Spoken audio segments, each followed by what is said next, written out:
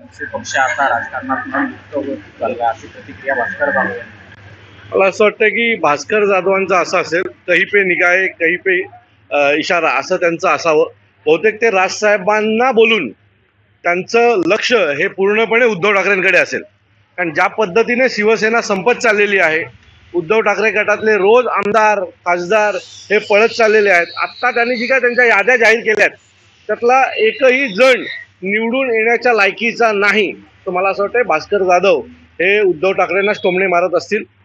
तुम्हाला आठवत असेल तर काही दिवसापूर्वी भास्कर जाधवांनी काही स्टेटस ठेवले होते आणि स्वतःच्या मुलाला तिकीट मिळावी याच्यासाठी ते इतर राजकीय पक्षांच्या वाऱ्या करत होते. त्याच्यावरनं कळतंय कुठला पक्ष संपेल.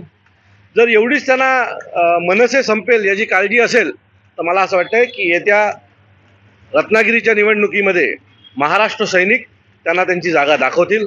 महाराष्ट्र सैनिक विनायक राऊतला घरी बसवल्याशिवाय राहणार नाही.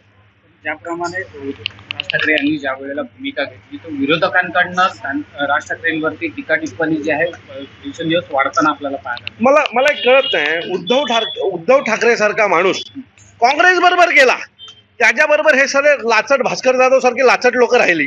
काँग्रेस बरोबर ज्याला स्वतः बाळासाहेब ठाकरे म्हणाले होते की कोणाबरोबरही जा पण या काँग्रेस बरोबर आणि शरद बाबूंबरोबर जाऊ नका, त्यांच्याबरोबर उद्धव ठाकरे गेल्याच्या नंतर हा लाचट भास्कर जाधव त्यांच्याबरोबर राहतो. रोज प्रसिद्धीसाठी सकाळी उठल्यावर काहीतरी बडबडत राहतो. दुसरा संजय राऊत आहे तो. आणि सन्माननीय राजसाहेब परंपरेनुसार जी बाळासाहेबांची खरी युती असलेल्या भारतीय जनता पक्षाबरोबर गेले तर यांना मिरची लागते. मला वाटतं की यांना नीट माहिती आहे राज ठाकरे गेल्याच्या नंतर काय होऊ शकतं.